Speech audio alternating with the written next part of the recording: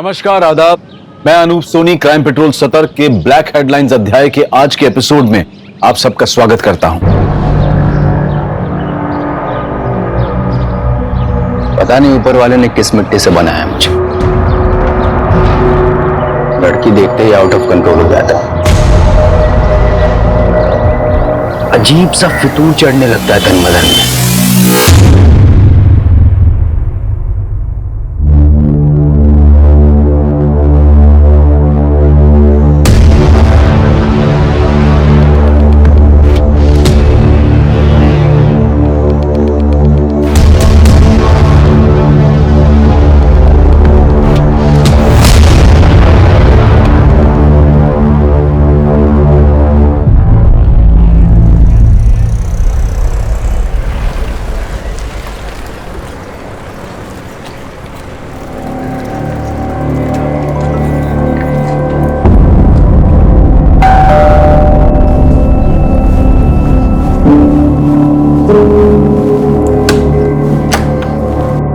आ गई बेटा।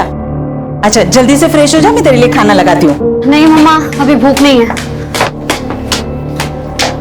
दीप्ति बेटा, क्या हुआ? बहुत परेशान दिख रही है। कुछ नहीं पापा, बस थोड़ा सा थक गई हूँ।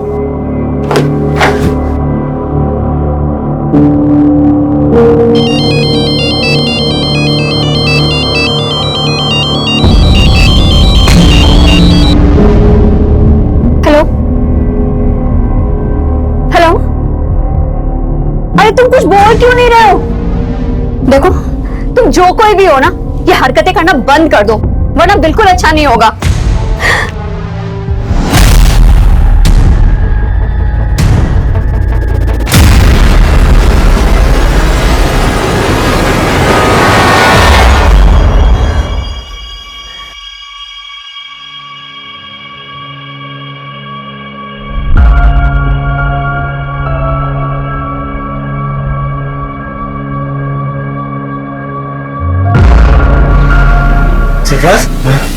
यहाँ क्यों खड़े? अरे कुछ नहीं भाईजान, बस देख रहा था हमारी बीवियां कितना काम करती है, कैसे मशरूफ रहती है काम में। और तुम कहाँ मशरूफ थे? दिन भर से दिखाई नहीं दिए। देखा भाईजान, आपकी बहन एक बार मुझे देख न लेना तो दिन नहीं करता इनका। क्यों मिस कर रहे थे हमें? कमाल की जोड़ी है तुम दोनों की। एक साथ होते हो ना तो रौनक आ जाती है।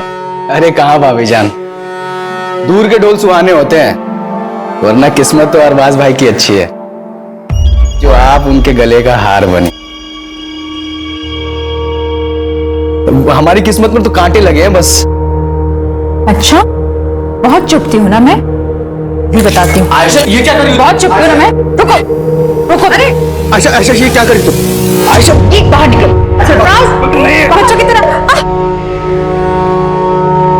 सॉरी भाभी, देखा तेरी मस्ती में भाभी के कपड़े खराब हो गए। तुम्हारे अरे कोई बात नहीं, मैं चेंज करके आती हूँ।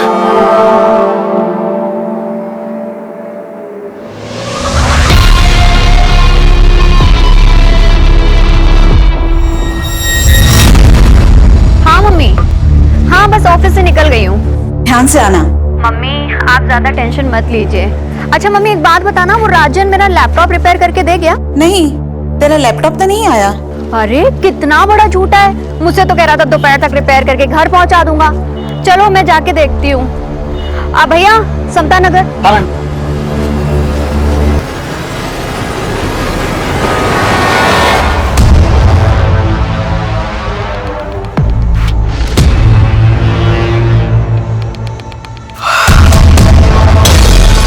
सरफराज, इतनी रात में क्या कर रहे हो?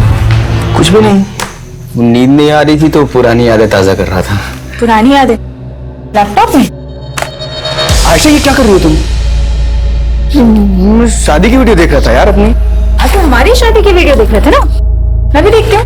तुम बिल्कुल ही पीछे पड़ जाती हो। शादी का वीडियो देख रहे थे या किसी की सुहागरात?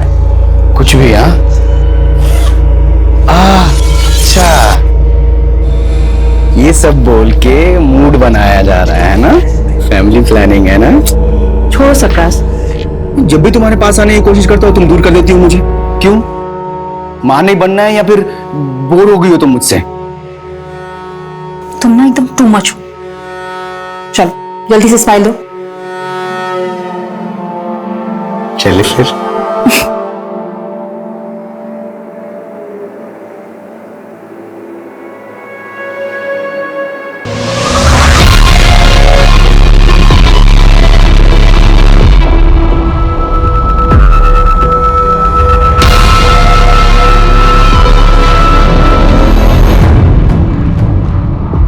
कहते हैं कि इंसान अपने तौर तरीके बदल सकता है, लेकिन फितरत बदलना बहुत मुश्किल काम है। और अगर फितरत बुरी हो तो उसके फितूर और भी खौफनाक होते हैं। और ऐसे फितूर में जीने वाले कभी पीछे मुड़कर नहीं देखते, जबकि आगे सिर्फ तबाही होती है। और ऐसी ही तबाही सरफराज का भी इंतजार कर रही थी।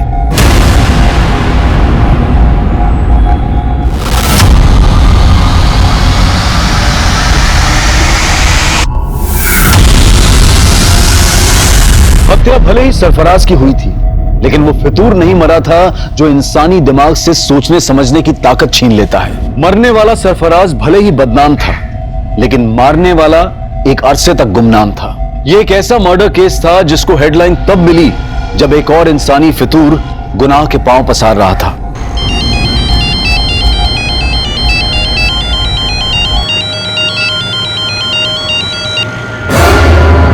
भैया जरा आराम से चलाइए आप।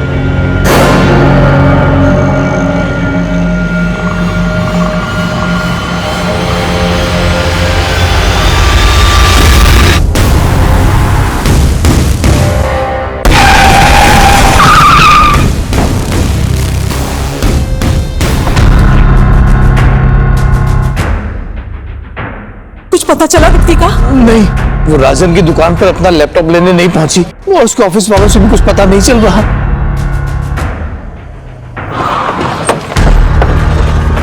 सर मैंने ही फोन किया था आपको। यहीं से अगवा करके ले गए सर। मैं उन्हें यहीं समता नगर लेकर जा रहा था, इतने में वैन से 2 लड़के आए और उठा कर ले गए सर। उस गाड़ी का नंबर नोट किया जिसमें लड़की को लेके गए? नहीं सर, सब कुछ इतना जल्दी हो गया कुछ समझ में नहीं आया सर। लेकिन सर वैन ब्लू कलर की थी सर।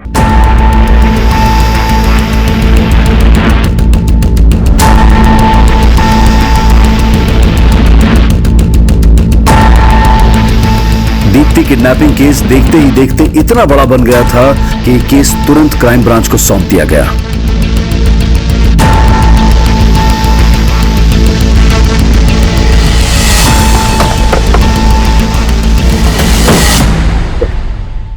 जैन सर। जैन, क्या अपडेट? सर बोरीवली कॉम्प्लेक्स से किडनैपिंग स्पॉट तक उस ऑटो का ट्रेल चेक किया। जहां जहां सीसीटीवी मिला वहां उस ऑटो के पीछे वैसे कोई ब्लू वैन नहीं दिखे सर। और जहां किडनैपिंग हुई थी वहां सीसीटीवी नहीं था, इसलिए वैन आगे किस डायरेक्शन में गई इसका ट्रेस भी नहीं मिला। किडनैपिंग हुए 16 घंटे हो गए, पता नहीं सब लड़की किस हाल में होगी। और तुम कह रहे हो कि कुछ भी ट्रेस नहीं हुआ है? वो वैन जरूर किडनैपिंग स्पॉट से जंगल की तरफ गई होगी, उस डायरेक्शन में चेक किया? जी हाँ सर, वहां पूरी रात पेट्रोलिंग हुई है और उस पैच में कहीं सीसीटीवी नहीं सर, और ज्यादातर स्ट्रीट लाइट्स खराब पड़े। मैं मानता हूं क्रिमिनल्स इन बातों का फायदा उठाते हैं, लेकिन हम ये एक्सक्यूज नहीं दे सकते। पता है ना मीडिया में कितना बवाल हो रहा है। सर जिस लड़की की किडनैपिंग हुई थी उसकी पहचान पता चल गई है। कल देर रात एक दीप्ति नाम की लड़की की मिसिंग कंप्लेंट फाइल हुई थी और ये दीप्ति उसी एरिया में रहती है जहां से किडनैपिंग हुई थी। सर मैंने ऑटो वाले को इस लड़की की फोटो दिखाई तो उसने कहा कि वही लड़की है जो उसके ऑटो से किडनैप हुई थी।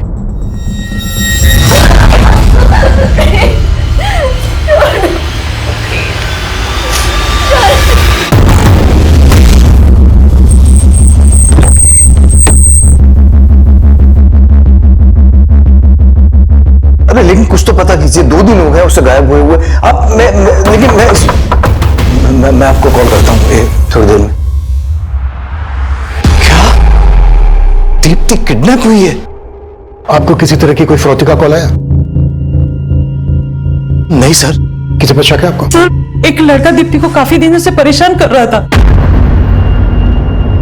कौन लड़का? पता नहीं सर, लेकिन काफी टाइम से दीप्ति परेशान लग रही थी।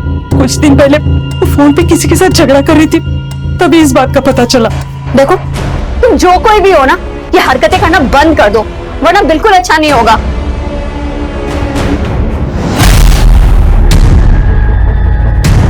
क्या बात है बेटा, किससे बात कर रही थी? मालूम नहीं मम्मा कौन है, आए दिन मुझे ब्लैंक कॉल करता रहता है। और आजकल तो मेरा पीछा करना भी शुरू कर दिया है। और मामा आज तो उसने हद ही कर दी, मतलब इतना सब कुछ दीप्ति के साथ हो रहा था तो आप लोगों ने पुलिस कंप्लेन क्यों नहीं की? यही गलती हो गई सर, पता नहीं था कि दीप्ति के साथ। प्लीज सर, प्लीज उसका पता कीजिए सर। देखिए हम पूरी कोशिश कर रहे हैं, ये काम है हमारा। आप लोगों ने कल दीप्ति को आखिरी बार कब देखा था? जी कल सुबह जब ऑफिस जा रही थी। कहाँ ऑफिस है दीप्ति का? जी, बोरीवली में एबल कंप्यूटर्स नाम की कंपनी है, वहीं पर सेल्स एग्जीक्यूटिव है। ऑफिस से निकलते वक्त उसने अपनी मम्मी को फोन भी किया था। अच्छा मम्मी एक बात बताना, वो राजन मेरा लैपटॉप रिपेयर करके दे गया? नहीं, तेरा लैपटॉप तो नहीं आया। अरे कितना बड़ा झूठा है, मुझसे तो कह रहा था दोपहर तक रिपेयर करके घर पहुंचा दूंगा। चलो मैं जाके देखती हूँ। दीप्ति रात को 9 बजे तक घर ही नहीं पहुंची, फिर उसका फोन भी बंद आने लगा। मैं राजन की दुकान पर गया पूछने के लिए तो वो कहने लगा कि दीप्ति वहां भी नहीं पहुंची। ये राजन की शॉप कहाँ है? हाँ सर, दीप्ति मैडम मेरी पुरानी कस्टमर है, उन्होंने अपना लैपटॉप ठीक करने के लिए मुझे दिया था। राजन भाई अरे ये लैपटॉप चेक कर लेना, आजकल बहुत हैंग कर रहा है और इसमें वाईफाई का सिग्नल भी नहीं शो करता है। अरे मैडम 2 मिनट में चेक करके बताता हूँ प्रॉब्लम क्या है। आप बैठो बैठो इधर, मैडम के लिए कोल्ड ड्रिंक लेके आ जल्दी। नहीं राजन भाई मुझे ना बहुत लेट हो रहा है, आप इसको सही करा के ना घर पहुंचा देना बस। आप इसे भी रखो और पहुंचा देना आप, ठीक है? अरे मैडम 2 मिनट में देख। कल शाम 7 साढ़े 7 बजे उनका फोन भी आया था मुझे।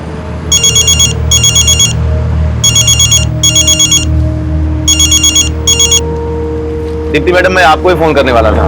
राजन भाई लैपटॉप रिपेयर हुआ या नहीं हुआ? हाँ बिल्कुल रिपेयर हो गया है, लेकिन मैं पहुंचा नहीं पाया। आप दुकान पे आके ले जा सकती हैं? चलो ठीक है फिर मैं ही आकर ले जाती हूँ। लेकिन फिर वो आई नहीं। रात में उनके पापा आए थे, दीप्ति को लेके काफी परेशान थे। दीप्ति की किडनैपिंग तो यहाँ पास में ही हुई थी, तुम्हें इस बारे में कुछ पता नहीं चला? नहीं सर, मुझे तो आज सुबह ही पता चला इस बारे में। दीप्ति ने इसको बताया था कि वो इसकी शॉप पर आ रही है और किडनैप हो गई। इसकी बैकग्राउंड चेक करो और पता करो कि इससे कनेक्टेड किसी आदमी के पास ब्लू कलर की वैन है क्या जिसमें दीप्ति किडनैप हुई।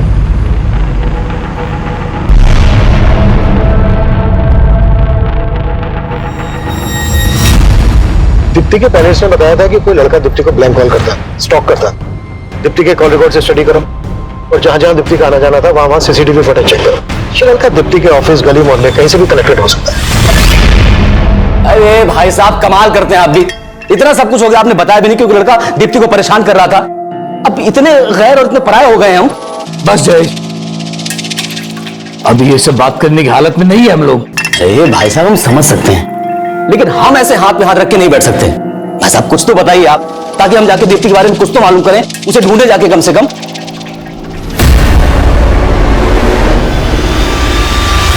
दीप्ति के किडनैपर्स तक पहुंचने के लिए दीप्ति के ऑफिस, घर, मोहल्ले हर जगह पूछताछ की जा रही थी, लेकिन दीप्ति को सही सलामत ढूंढने की पुलिस की कोशिश अब नाकाम हो गई थी।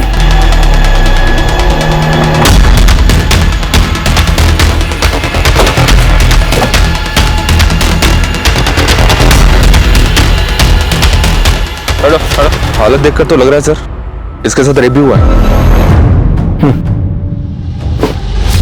ये जगह किडनैपिंग लोकेशन से 7-8 किलोमीटर दूर है। आसपास पता करो, शायद किसी से उस ब्लू कलर की वैन के बारे में पता चल जाए जिसमें दीप्ति किडनैप हुई थी। Okay sir.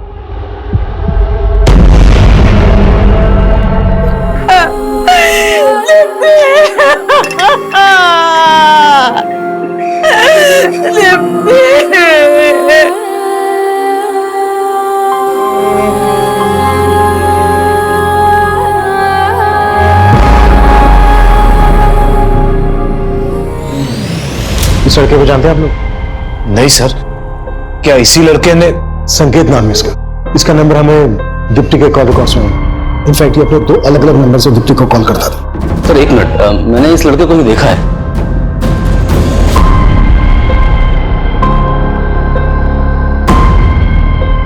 हाँ सर, इस लड़के को मैंने दीप्ति के साथ देखा था। दीप्ति बहुत गुस्से में लग रही थी। जब मैं वहां पहुंचा तो लड़का चला गया वहां से। दीप्ति क्या हुआ? निकलो यहाँ से तुम। कौन था ये? दीप्ति ने तो कुछ नहीं बताया। हो सकता है कि ये वही लड़का हो जो उसको स्टॉक कर रहा था। जब इस लड़के को दीप्ति के साथ देखा था आपने, कब की बात है? काफी समय पहले थे, कहाँ देखा था? दीप्ति के ऑफिस के बाद। सर मैंने कुछ नहीं किया दीप्ति के साथ, वो मेरी अच्छी दोस्त थी इसलिए फोन करता था उसको। वो भी दो नंबर से स्टॉक करता था उसको, पीछा करता था उसका? नहीं सर, मैं उसको स्टॉक क्यों करूंगा सर, वो मेरी बहुत अच्छी दोस्त थी, बल्कि मैं तो उसके साथ शादी भी करना चाहता था। अच्छा, तो बात यहाँ तक पहुंच गई थी? सर मैं झूठ नहीं बोलूंगा, मैं जिस कंपनी में जॉब करता हूँ उनको दीप्ति की कंपनी कंप्यूटर सप्लाई करती है, इस वजह से हमारी फोन पर बातें होती थी। उसके बाद हम दोनों एक दूसरे को पसंद भी करते थे। ये लो। Thank you. यार दीप्ति, तुम इतनी इंटेलिजेंट हो, एमबीए भी किया हुआ है तुमने, ये कंपनी में क्यों फंसी हो? तुम्हें तो बहुत अच्छे जॉब ऑफर्स मिल सकते हैं। फंसी नहीं हूँ संकेत, मैं ना बस सही मौके का इंतजार कर रही हूँ। सही मौका मिलते ही मैं सीधा अब्रॉड। सच में? और जॉब के अलावा क्या सोचा है तुमने? मतलब? मुझे नहीं पता कि तुम कैसे रिएक्ट करोगे, but I really like you. क्या तुम भी मुझसे? सर पसंद तो वो भी मुझे करती थी, पर सर दीप्ति शादी करने के लिए तैयार ही नहीं थी।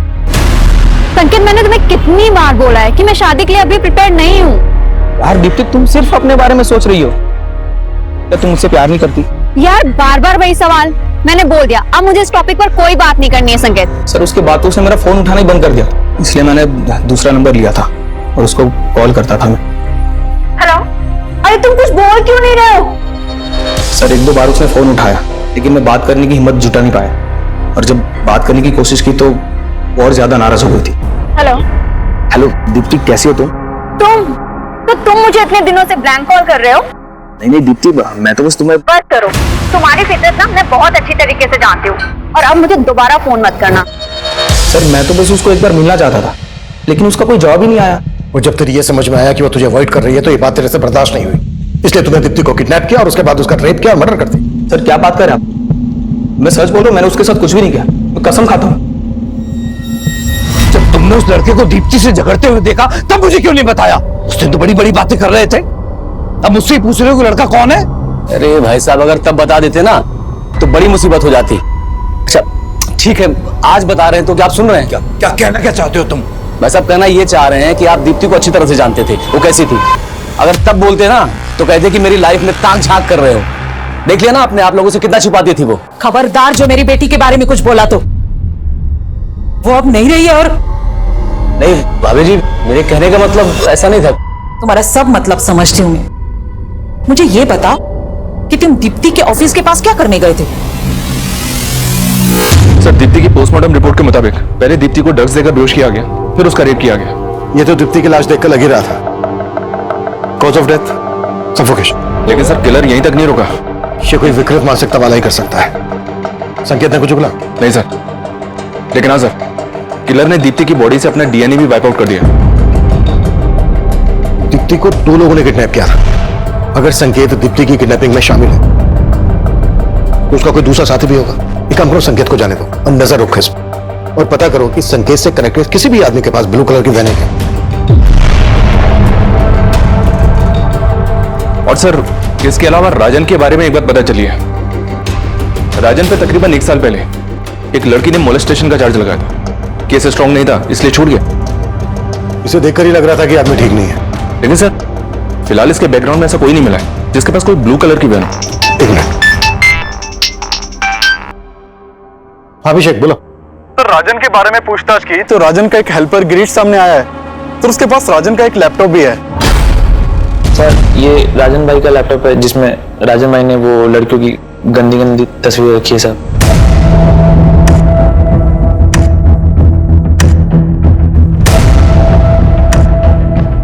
ये लैपटॉप तुम्हारे पास कैसे आया? साहब वो राजन भाई के यहाँ मैं बहुत सालों से काम करता था साहब, और पिछले 3-4 महीने की पगार वो मेरी लटका के रख रहे थे, और जब मांगने गया तो सब धक्का मार के बाहर निकाल दे रहे थे साहब। नहीं देता पगार, चल निकल यहाँ से, चल निकल। तो गुस्से में आके मैं लैपटॉप उठा के भाग गया साहब। ये लैपटॉप में जो लड़कियां हैं कौन है ये? सर वो मालूम नहीं सर मुझे। राजन का दीप्ति को लेकर कैसा बिहेवियर था? साहब राजन भाई तो थोड़े अयास हैं साहब, मैंने साहब को बताया था साहब, और दीप्ति मैडम को लेकर उनकी नजर कुछ ठीक नहीं थी साहब। ठीक है जाओ तुम। Thank you sir, thank you. Deepti के साथ जिस तरह से रेप किया गया उससे तो यही लगता है कि ऐसी मानसिकता वाला आदमी ऐसा कर सकता है। चेक करो, हो सकता है इसमें दीप्ति के भी फोटोग्राफ्स हो। और राजन को लेके आओ। सर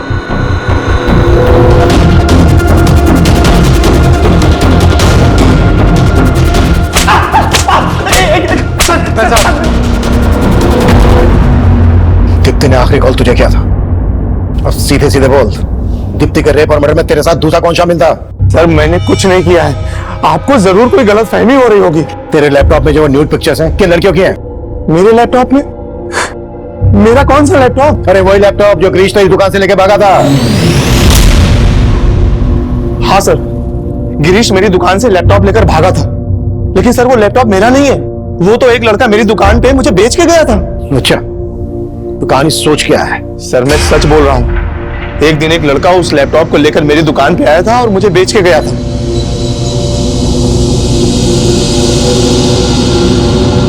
₹2000 मिलेंगे इसके? ठीक है, दो जल्दी।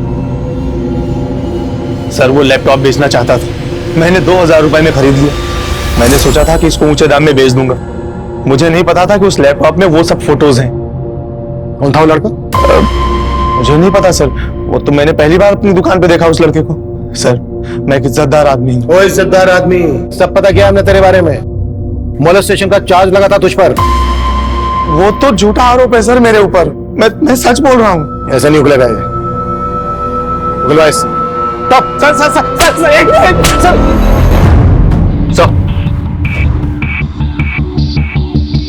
सर मैंने लैपटॉप चेक किया, पर इसमें दीप्ति की कोई फोटो नहीं मिली। हो सकता है दीप्ति की फोटोग्राफ इससे डिलीट कर दी गई है। इसका डिलीटेड डेटा रिट्रीव करो। ओके सर, और एक बात सर, ये सारी फोटोज मॉफ्ड हैं। मॉफ्ड? जी सर। यानी न्यूड पिक्चर्स के ऊपर दूसरी लड़कियों के फेसेस लगाए गए। Right sir. और एक बात सर, मैं जब लैपटॉप चेक कर रहा था तो मुझे सरफराज नाम का एक फोल्डर मिला सर, जिसमें इस लड़के के कई फोटोज हैं। ये देखिए,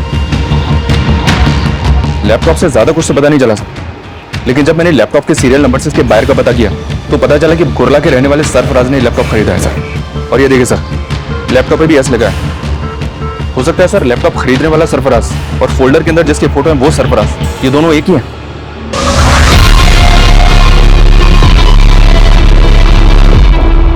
पॉसिबल है। अभिषेक, कोला पुलिस से कांटेक्ट करो और सरफराज को लेकर आओ। सर। आयशा चलो घर में गरम चाय। सॉरी।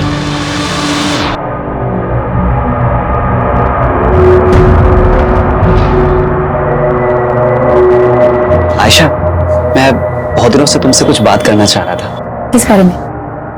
माना कि तुम्हारी डिलीवरी में काफी कॉम्प्लिकेशंस थी, लेकिन अब तुम फिट हो और जूही भी 1 साल की हो गई है।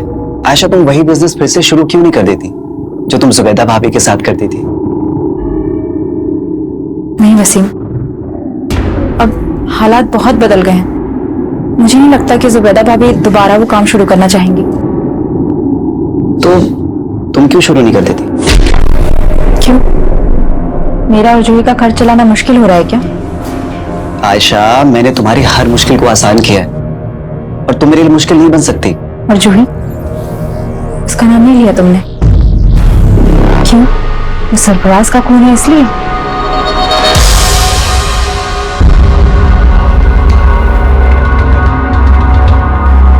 जिस लड़के ने तुझे लैपटॉप भेजा, ये वो? नहीं सर, ये वो नहीं है। स्केच बनवा सकता है उसका?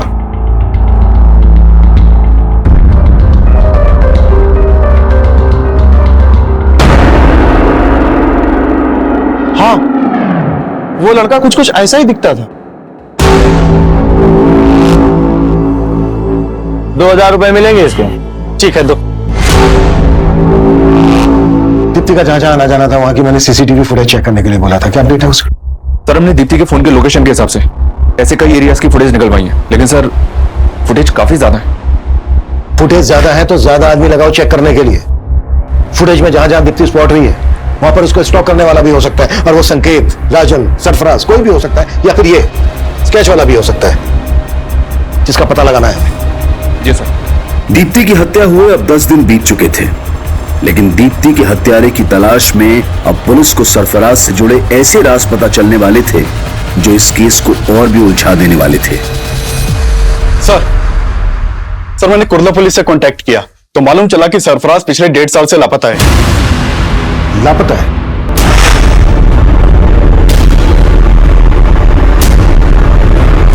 जी सर 1.5 साल पहले सरफराज की मिसिंग कंप्लेंट उसकी बीवी ने दर्ज करवाई थी, लेकिन कुर्ला पुलिस सरफराज के बारे में कुछ पता नहीं लगा पाई और यह केस पिछले 1.5 साल से अनसॉल्व्ड है। 1.5 साल से? ऐसा क्या इस केस में कि पिछले 1.5 साल से सॉल्व नहीं हुआ? सर मैंने ये केस स्टडी किया, इस केस के ऊपर कुछ खास काम नहीं हुआ था, बस इस विलास नाम के आदमी के ऊपर शक जताया गया था क्योंकि इसने सरफराज को आखिरी कॉल किया था, लेकिन सर इसके खिलाफ बाद में कुछ मिला नहीं तो इसे छोड़ना पड़ा। 1.5 साल पहले सरफराज गायब होता है और 1.5 साल के बाद यह लड़का सरफराज का लैपटॉप राजन की दुकान पर भेजता है। दीप्ति राजन को लास्ट कॉल करती है और राजन की दुकान पर जा रही होती है। बीच रास्ते में ही दीप्ति का रेप और मर्डर केस सरफराज के केस से जरूर ताल्लुक रखता है। सरफराज और इस स्केच वाले लड़के के बारे में पता लगाने के लिए हमें विलास और सरफराज से ताल्लुक रखने वाले सभी लोगों से मिलना पड़ेगा।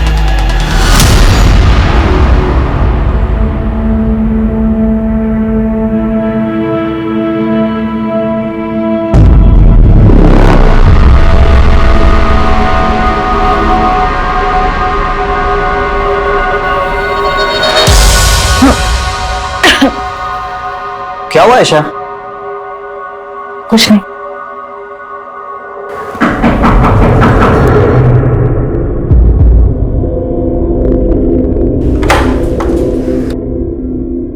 जी आयशा। जी हाँ। मैं inspector Abhimanyu Jindal, crime branch. हमें आपके पति सरफराज के बारे में आपसे कुछ बात करनी है। सरफराज? पूरे 1.5 साल बाद सरफराज के बारे में? पूछिए, क्या पूछना है? हमें आपके पति सरफराज का लैपटॉप मिला है। सरफराज का लैपटॉप कहाँ? और सरफराज? ढूंढ रहे हैं मुझे। दरअसल सरफराज का लैपटॉप दहीसर में दुकान पर बेचा गया और जिसने बेचा तो ये लड़का है। आप जानती हैं इसको? नहीं। सरफराज के लैपटॉप में हमें कुछ लड़कियों के फोटोग्राफ्स मिले हैं। उनके फेसेस कुछ न्यूड पिक्चर्स के साथ मॉर्फ किए गए। दहीसर के जिस एरिया में सरफराज का लैपटॉप बेचा गया, रिसेंटली उसी एरिया में दीप्ति नाम की लड़की का रेप और मर्डर किया गया। जानती हैं आप दीप्ति को? कभी आपने देखा था सरफराज के साथ इसे? जी नहीं, मैं इस लड़की को नहीं जानती, लेकिन मैं इतना जरूर जानती हूँ कि सरफराज के लैपटॉप में बहुत सारी लड़कियों के फोटोग्राफ्स थे, लेकिन मैंने कभी किसी लड़की के न्यूड फोटोग्राफ्स नहीं देखे।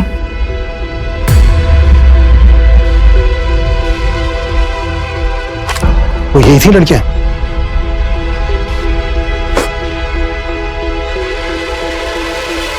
नहीं, मैं इनमें से किसी को नहीं जानती, लेकिन हाँ, सरफराज से जरूर जानना चाहती थी कि ये लड़कियां कौन थी, कौन है ये लड़कियां, और इनके फोटोग्राफ्स तुम्हारे लैपटॉप में क्या कर रहे हैं सरफराज? अच्छा, इसीलिए तुम उस दिन अपना लैपटॉप मुझे नहीं दे रहे थे, है ना? चुप क्यों हो? बोलो सरफराज। मेरा पास्ट।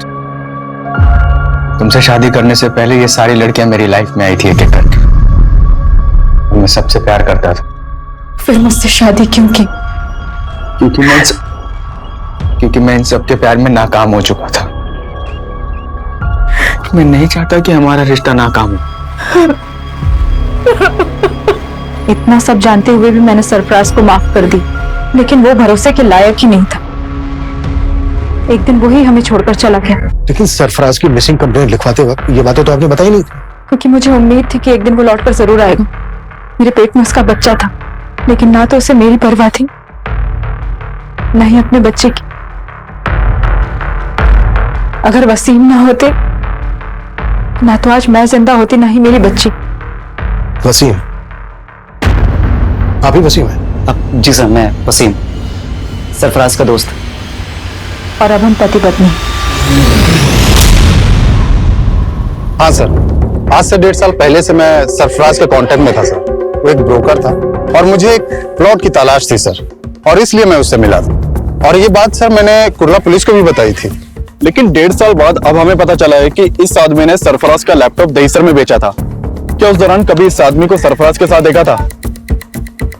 नहीं सर, मुझे ध्यान में नहीं है।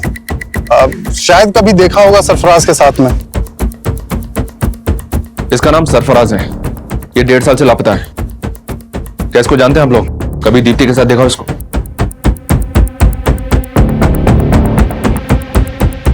और इसको? जी नहीं सर। तो क्या इन दोनों ने? ऐसा शक है हमें। शक करने की वजह तो है, जिस तरह से सरफराज के गायब होते ही आयशा और वसीम ने शादी कर ली, उसे तो यही लगता है कि सरफराज खुद से गायब नहीं हुआ है, बल्कि सरफराज को गायब किया गया। वैसे भी जिस आदमी के लैपटॉप में इतनी सारी लड़कियों की न्यूड पिक्चर्स, वो उन्हें डिलीट किए बिना अपना लैपटॉप क्यों बेचा? इसको ना तो आयशा ने पहचाना और ना ही वसीम ने। कहीं ऐसा तो नहीं है कि ये दोनों इसको जानते हैं लेकिन हमसे सच छुपा रहे हैं? सर, मैंने ये स्केच हर जगह सर्कुलेट करवा दिया। इसके साथ साथ हमारी टीम अब ये भी पता लगा रही है कि सरफराज और दीप्ति से जुड़े किसी भी इंसान के पास वो ब्लू वैन तो नहीं जिसमें दीप्ति को किडनैप किया गया।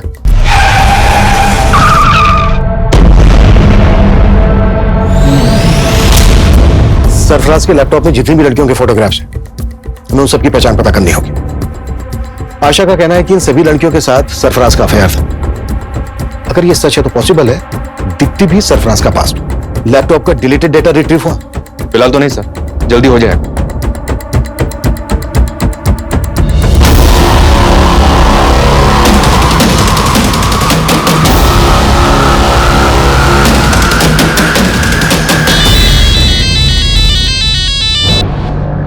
हेलो भाभी जान, कैसे हैं आप? आयशा, तू? लगता है अब तो आपने मेरा नंबर भी डिलीट कर दिया अपने मोबाइल से। अरे नहीं, वो फोन बदल दिया है। बदल तो बहुत कुछ गया है भाभी। जिंदगी हर कदम पे नया मोड़ ले लेती है। आयशा, तू ये क्या कह रही है? मैं कुछ समझी नहीं। मुझे तो लगा था आप खुद ही फोन करके बता देंगे, लेकिन कोई बात नहीं, मैं ही पूछ लेती। पुलिस को क्या बताया आपने मेरे बारे में? पुलिस? आयशा, आयशा ये क्या कह रही है तू? क्यों? पुलिस सरफराज के बारे में पूछताछ करने के लिए आपके पास नहीं आई?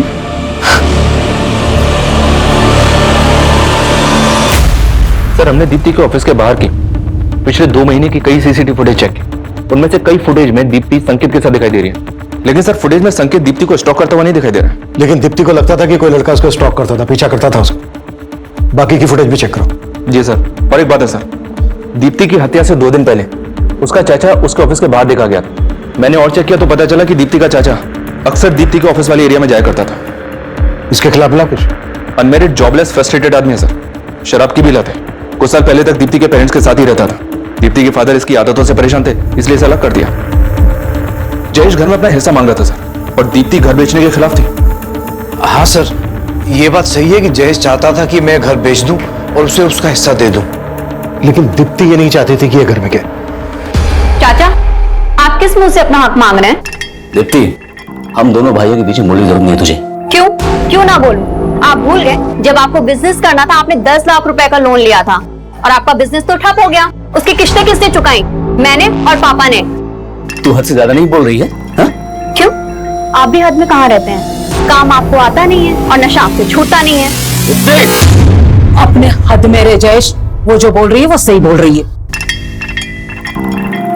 तो आपको कभी लगा नहीं कि जयेश ऐसा कुछ? सर माना कि जयेश से हमारी बनती नहीं है, लेकिन वो ऐसा नहीं कर सकता। ये ऐसा समझ सकते हैं सर, लेकिन मुझे किसी पे भरोसा नहीं। मेरी बेटी को किसी दुश्मन से कम नहीं समझता था वो। साहब, मुझे मालूम था भाभी जी मुझे बख्शेंगे नहीं, लेकिन मैं इतना गया गुजरा नहीं कि अपनी भतीजी के साथ ये सब। तो फिर उसके ऑफिस के पास क्यों मंडराता था? दीप्ति की हत्या से 2 दिन पहले भी तू वहां देखा गया, क्यों गया था? मैं तो बस उससे मिलके बताना चाह रहा था कि मुझे मेरा हिस्सा मिल जाए और रास्ते में ना आए। काम नहीं है साहब, पैसा नहीं है। काम नहीं है, पैसा नहीं, लेकिन तेरा दोस्त उमेश तो तुझे पैसे दे रहा था ना, कर्जा दे रहा था ना तुझे, और रस्त कर तुझे दारू भी पिला रहा था। कहीं ऐसा तो नहीं है कि उसको खुश करने के लिए तूने? नहीं साहब, पैसा कुछ नहीं है साहब, मैं सच कह रहा हूं। जो भी है वो तो तेरा दोस्त कर देगा, और तू भी।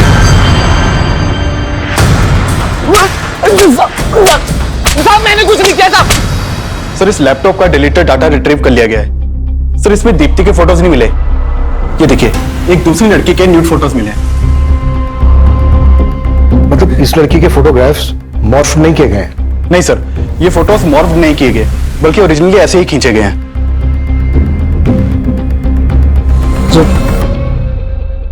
जुबैदा, क्या सोच रही हो? आपने हमेशा अपनी बहन के बारे में सोचा, कभी उसकी जिंदगी दागदार नहीं होने दी, लेकिन मुझ पर लगा ये दाग मुझे हमेशा परेशान करता रहेगा।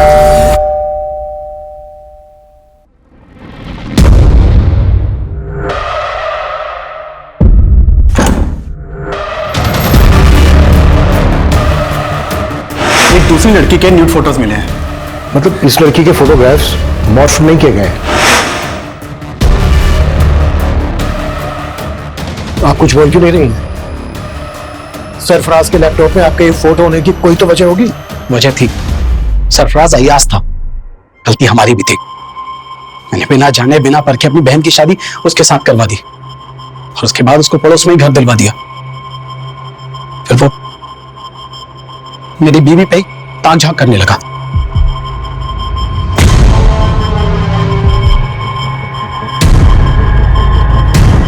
मुझे कभी भी उसकी नीयत पर शक नहीं हुआ। मैं और आयशा तो मिलकर एक साथ अच्छे से काम कर रहे थे, काम बढ़ भी रहा था, लेकिन फिर अचानक मुझे माइग्रेन का प्रॉब्लम हो गया। आयशा, मैं नहीं चाहता कि इस काम से जुबैदा को और ज्यादा तकलीफ हो। डॉक्टर ने 2 महीने का हैवी कोर्स दिया है। देखो, इस दवा को खाने से इसको ज्यादा नींद आएगी। तुम बात को समझो। ऐसा करो कि कुछ दिन के लिए काम बंद कर दो। मेरी तबीयत की वजह से हमें कुछ टाइम के लिए हमारा काम बंद करना पड़ा, और एक दिन मैं दवा लेके बस आराम कर रही थी तो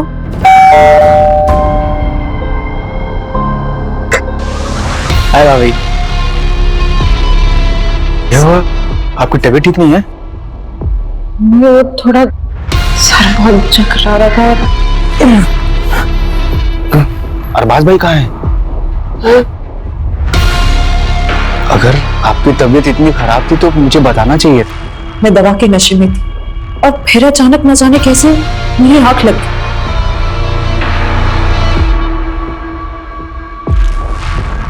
और फिर उसने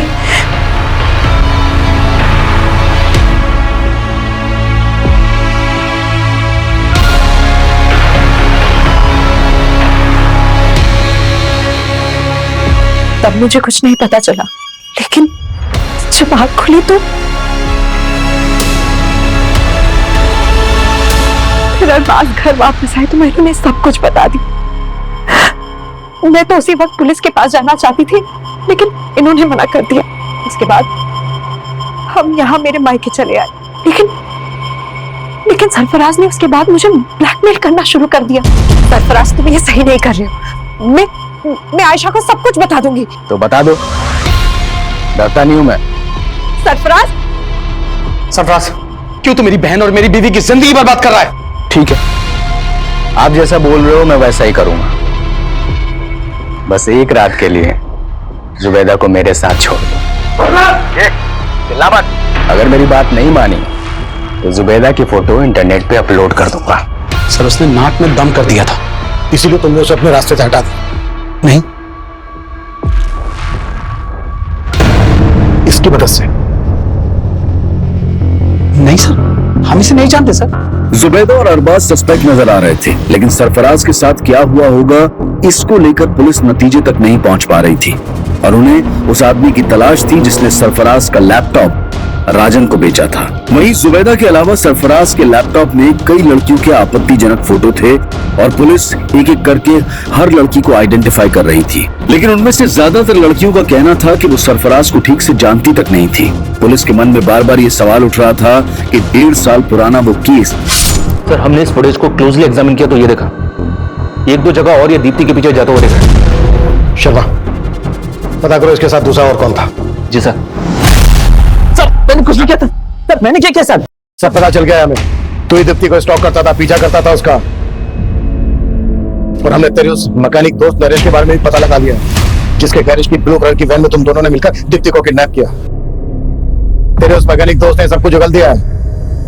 बेहतर यही होगा कि तुम भी उगलते। सर, राजन भाई नहीं है क्या? राजन भाई तो बाहर है। अच्छा, मेरा हार्ड ड्राइव ठीक हो गया? हाँ, वो हो गया ठीक मैडम।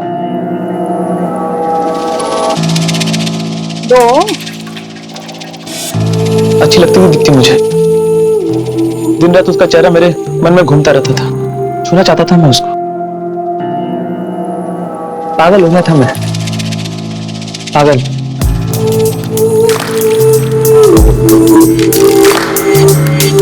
प्यार करता था मैं उससे। अगर मैं उसको ये बात बोलता तो कभी नहीं मानती। मेरे को मालूम था उस दिन वो राजन भाई की दुकान पे आने वाली। आप दुकान पे आके ले जा सकती हैं? मैं दूसरा प्लान बना के उठा लिया उसको।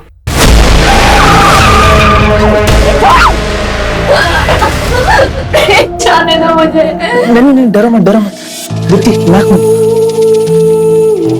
प्यार करता हूँ दीप्ति तुमसे। शादी कर लो मुझसे।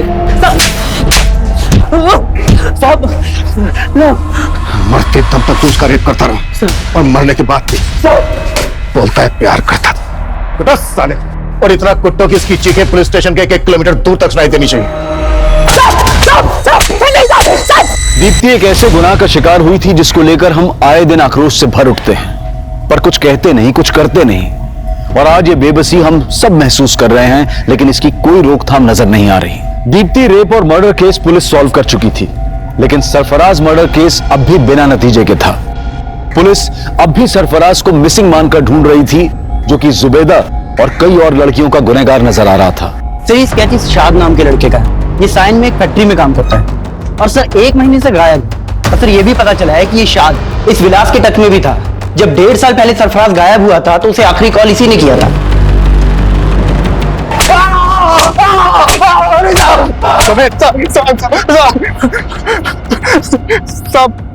मेरे दोस्त था साहब, और वो लड़का मेरे स्टोर में रखा हुआ था साहब। बिना पूछे मुझसे उठा के ले गया और उसे बेच दिया साहब। तो शाद इस वक्त कहाँ है? आपने उसका स्केच दिखाया था ना, मैं डर गया था साहब, मैंने उसे गांव भेज दिया। तो तूने और शाद ने मिलकर सरफराज को गायब किया था?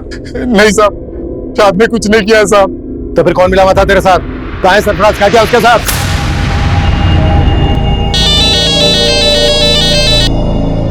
हेलो विलास भाव, अरे बताओ क्या खिदमत करूं आपकी? अरे बहुत इंतजार कराया आपने। सरफराज ने जब मेरी बेटी जुबैदा के वो गंदी फोटो खींचे, तब वो मेरे दामाद के साथ मेरे घर सूरत आ गए। मेरी बेटी की तरह मैं भी चाहता था कि हम पुलिस के पास जाए, मगर मेरा दामाद नहीं माना। अगर हम पुलिस के पास गए तो हमारी बहन की जिंदगी बर्बाद हो जाए। अरे कैसे बातें कर रहे हैं आप? बात समझिए। अब अगर पुलिस के सामने अगर ये बात आई तो हमारी बड़ी बदनामी होगी। अभी पुलिस नहीं, मैं फिर भी खून के घूंट पी के रह गया। लेकिन जब उसने मेरी बेटी की फोटो इंटरनेट पर डालने की धमकी देनी शुरू की, तब मैं खुद गया उसे समझाने, उसकी मिन्नतें करने। खुदा से डर बेटा, वो फोटो डिलीट कर दे। अपनी बेटी दे दे, सिर्फ 1 रात के लिए। आज तू ये सही नहीं कर रहा है, समझा? चले, क्या जो करना कर ले। विलास को तो मैं काफी दिनों से जानता था। बहुत सारा कर्जा लेकर रखा था उसने मुझसे। और तुमने उसको बोला कि अगर वो तुम्हारा साथ देगा तो तुम उसका सारा कर्जा माफ कर दो। मैंने जो भी किया अपनी बेटी के आबरू बचाने के लिए किया, और मुझे उसका जरा भी अफसोस नहीं है। जुबैदा के पिता यूसुफ ने कहा कि उसे अपने किए का कोई पछतावा नहीं है। और हमारे समाज और हमारे आसपास शायद ऐसे कई लोग होंगे जो शायद ये सोचते होंगे कि सिर्फ सरफराज ही क्यों, अगर दीप्ति के गुनहगार गिरीश का भी सरफराज जैसा ही अंजाम होता तो शायद गलत नहीं होता। हाल ही में हमारे देश में ऐसा बहुत कुछ हुआ जहां महिलाओं के साथ गलत करने वालों को सूली या गोली, किसी भी तरह से इंसाफ दिलाने की मांग उठ रही थी। लेकिन इंसाफ के मामलों में जज्बात और फितूर से नहीं, बल्कि कानूनी प्रक्रिया से ही फैसलों तक पहुंचना चाहिए। अगर जुबैदा का पति अरबाज पहले से ही पुलिस की मदद लेने का फैसला कर लेता तो जुबैदा के पिता की बेबसी का फितूर उन्हें आज कटघरे में लाकर खड़ा नहीं करता।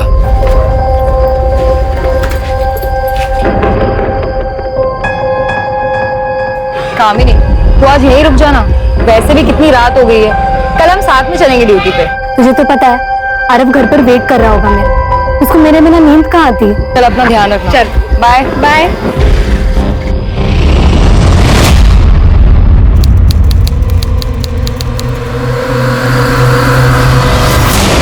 मैं पुलिस वाली होता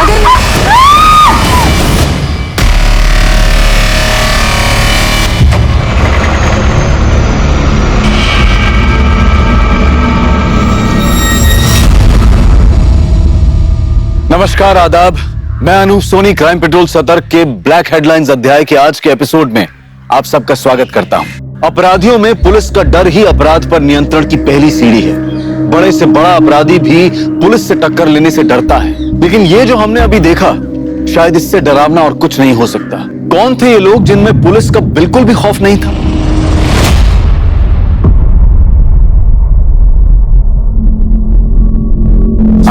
इकड़े बस, मैं आई को देख के आता हूँ। बाबा, आई ड्यूटी पर ही है ना? पता नहीं बेटा, मैं पूछ के आता हूँ। वो काले जरा भागा मुलगड़े। अरे सर प्रमोद, तेरी तो नाइट ड्यूटी है, सुबह क्यों आ गया? साहब मैं ड्यूटी के लिए नहीं आया, मैं कामिनी को देखने के लिए आया हूँ। वो रात को इलेक्शन ड्यूटी के लिए गई थी, लेकिन अब तक घर लौटी नहीं है। अब तक नहीं है? रिका में सर, कल जो इलेक्शन ड्यूटी पे टीम गई थी वो वापस आ गई? सर एक मिनट चेक करता हूँ। सर हमारे पुलिस स्टेशन से 5 लोगों की ड्यूटी लगी थी, उनमें से आज 3 लोगों की नाइट ड्यूटी है और 2 की डे की। सर उनमें से चेतना सिरके ने रिपोर्ट की है, मगर कामिनी सकपड़ ने अभी तक रिपोर्ट नहीं की। सर रिपोर्ट तो तब करेगी जब वापस आएगी, वो वापस आई नहीं। ये चेतना कहाँ है? सर हम सभी इलेक्शन ड्यूटी के बाद वापस आ गए थे और तीनों कांस्टेबल बस से निकल गए थे और मैं और कामिनी उसकी स्कूटी से आ गए थे। उसने मुझे मेरे घर के पास ड्रॉप किया और वो निकल गई। तो जब कामिनी ने तुम्हें ड्रॉप किया तो कोई बात हुई थी? उसने कुछ बताया था कि वो कहाँ जा रही है? हाँ सर। अरब घर पर वेट कर रहा होगा मेरा, उसको मेरे बिना नींद कहाँ आती? चल अपना ध्यान रखना। चल बाय बाय। पर साहब कामिनी तो घर आई ही नहीं। तुमने उसको फोन किया? साहब किया था फोन, लेकिन उसने उठाया ही नहीं। मैके गई होगी, वहां फोन करके देखो। नहीं साहब, उसका मायका दूसरे गांव में, यहाँ से बहुत दूर। अपने घर पे आने के बजाय वो वहाँ क्यों जाएगी ना? लेकिन फिर भी मैंने उसके माँ बाप को फोन किया था, वो वहां पर भी नहीं है। गायकवाड़ एक काम करो, कामिनी ने चेतना को जहां ड्रॉप किया वहां से लेकर कामिनी के घर तक के रास्ते पे सर्च करो, पता करो किसी ने उसे देखा क्या। यूं अचानक इस तरह खुलेआम एक लेडी कांस्टेबल का गायब हो जाना एक गंभीर विषय था। कामिनी कहां थी, उसके साथ क्या हुआ था, इस बात की किसी को कोई जानकारी नहीं थी। क्या ये एक रैंडम क्राइम था या ये एक साजिश थी या फिर कोई दुश्मनी? सब गाड़ी रोको, गाड़ी रोको, गाड़ी रोको। क्या हुआ? साहब वो कामिनी की स्कूटर पार्क है। ये कामिनी की है? हाँ साहब, ये कामिनी की स्कूटर है। इसकी डुप्लीकेट चाबी है तुम्हारे पास? डुप्लीकेट चाबी? क्या घरच्या चावी बरोबर असते? बघतो। हाँ है सर। स्कूटर खराब हो गई, इसीलिए कामिनी ने इसे यहाँ छोड़ दिया। लेकिन फिर वो कहाँ गई? एक काम करो, अंदर पता करो किसी ने कुछ देखा है क्या? हाँ सर।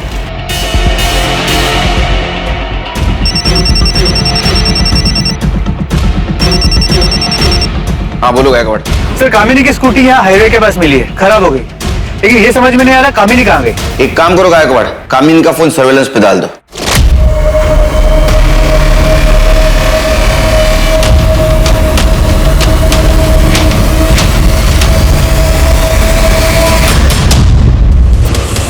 सर इससे कुछ बोला ही नहीं, आके सीधा मारना शुरू कर दिया।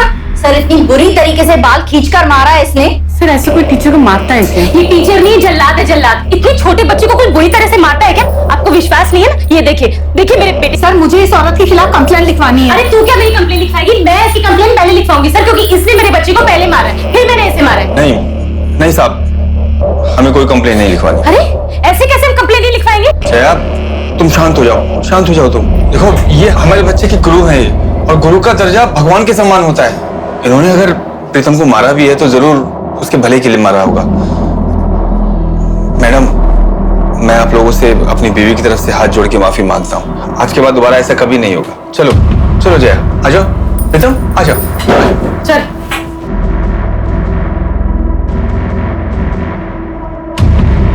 सर मुझे इस औरत के खिलाफ कंप्लेंट लिखवानी है, चाहे कुछ भी हो जाए। सोच लो, बच्चे को मारना ज्यादा बड़ा जुर्म है। ऐसा ना हो कि ये कंप्लेंट तुम पे उल्टे पड़ जाए। दोबारा ऐसे मत करना।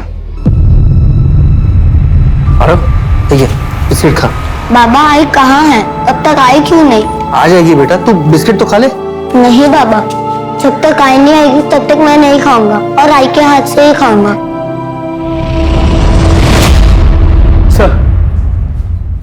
सर कामिनी का फोन अभी स्विच ऑफ है, लेकिन अभी 1 घंटे पहले तो उसका फोन ऑन था, हाईवे पे मूव कर रहा था। सर हाईवे पेट्रोलिंग पुलिस का फोन आया था। हाईवे के बाजू में सर्विस रोड है, वहां पर एक औरत की डेड बॉडी मिली। आरव कहां से करते हो? खाना बिस्किट।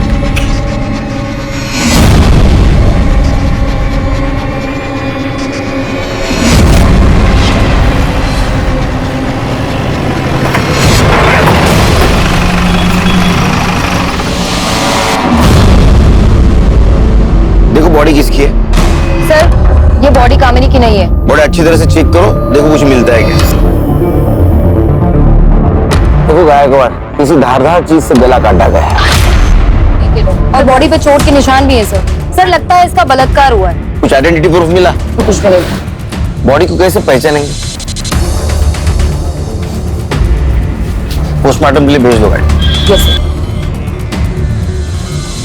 सर ये देखिए, टायर के मार्क्स है किसी बड़ी गाड़ी के। रिका में सर फॉरेंसिक टीम को बोला और ये टायर का इंप्रेशन लेने को बोलो। चेतना, यस सर। बॉडी का फोटो सर्कुलेट कर दो आसपास के पुलिस स्टेशन में। Yes sir. पता करो इसकी मिसिंग कंप्लेंट। ठीक है? Okay sir. मुझे लगता है ये लड़की हाईवे पे अकेली थी और उसके अकेलेपन का किसी ने फायदा उठाया।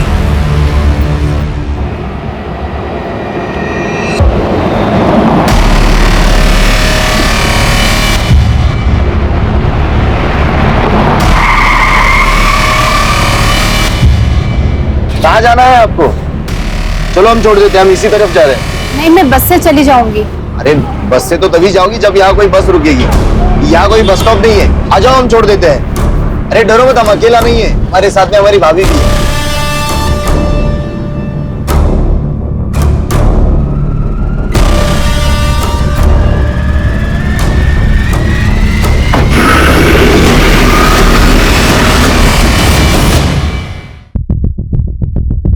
आ बेटा, चलो हम घर चलते हैं। बाबा आई कहाँ है? यहाँ नहीं है तो कहाँ है आई? बेटा आई ड्यूटी पे गई है, जैसे ही ड्यूटी खत्म हो जाएगी वो घर पे आ जाएगी। चलो हम घर चलते हैं। सर ये तो गायकवाड़, जब तक कामिनी का पता नहीं चलता तब तक प्रमोद को नाइट ड्यूटी से हटाओ और डे ड्यूटी दे दो। सर। और हाँ, कामिनी ने चेतना को जहाँ ड्रॉप किया वहां से उसका फोन स्विच ऑफ होने तक का रूट चेक किया? सर उस पूरे एरिया को चेक किया, कुछ नहीं मिला। पर सर हाईवे के उस रूट पे, उस पूरे रोड पर कहीं भी कोई सीसीटीवी कैमरा भी नहीं जिससे कोई क्लू मिल सके। सर कल हमें हाईवे के पास जिस औरत की डेड बॉडी मिली थी उसकी पोस्टमार्टम रिपोर्ट। मौत का वक्त दोपहर 3 से 5 के बीच का है और शेविंग ब्लेड से गला काट के उसे मारा गया। सर मारने से पहले उसके साथ रेप किया गया था और उसे बुरी तरह पीटा गया था। उसकी बॉडी पे चोट के निशान है और उसका जबड़ा भी टूटा हुआ है। बॉडी में से सीमन सैंपल भी मिला है। गायकवाड़, जिन पुलिस स्टेशन में हम लोगों ने इसकी फोटोग्राफ भेजी थी वहां से कोई फीडबैक आया? नहीं सर। मतलब ये औरत किसी दूसरे शहर की या दूसरी स्टेट की हो सकती है। लेकिन सर सोचने वाली बात है कि एक औरत हाईवे पे अकेले क्या कर रही हो और कोई उसे क्यों इतनी बेरहमी से मारेगा। एक सेकंड। हेलो, कहां पर?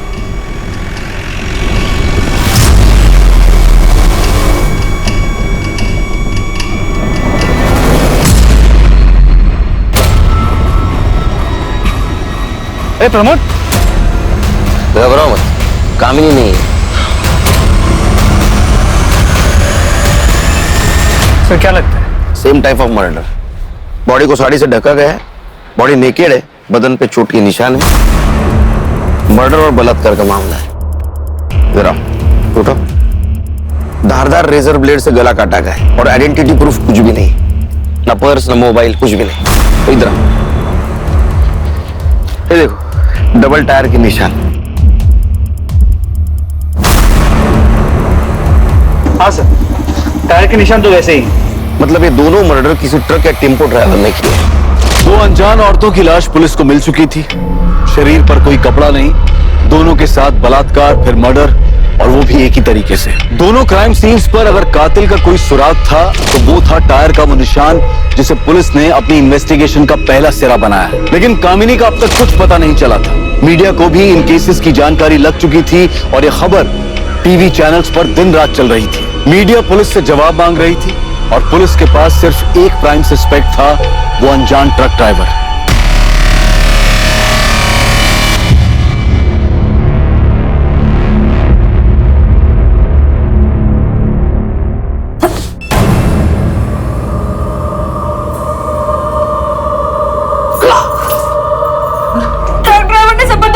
थी मेरे साथ। झूठ बोल रही है?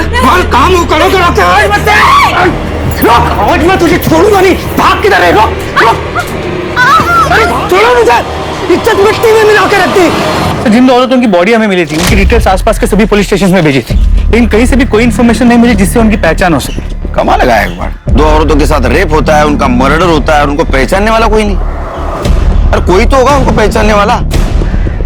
पर हाँ सर, जिन मेन पॉइंट्स पे हमने नाकाबंदी की थी वहां पर भी कोई सस्पिशियस ट्रक या टेम्पो नहीं मिला है। कांस्टेबल कामिनी का क्या हुआ? तो तलाश जारी है, लेकिन अब तक उसका कुछ पता नहीं चल पाया। ये प्रमोद और कामिनी का घरेलू मामला रहेगा। झगड़ा अनबन ऐसा कुछ हुआ होगा उनमें। उनकी शादीशुदा जिंदगी के बारे में कुछ जानते हो? नहीं सर, इस बारे में मुझे कुछ नहीं पता। तो पता करो अपने स्टाफ से, इन दोनों में से किसी का अफेयर चल रहा था क्या? और इस बात की भनक प्रमोद को नहीं लगनी चाहिए। सर, पैसों के लिए पता नहीं कहाँ कहाँ मुंह मारती फिर रही है पेट से। क्या हो रहा है सब?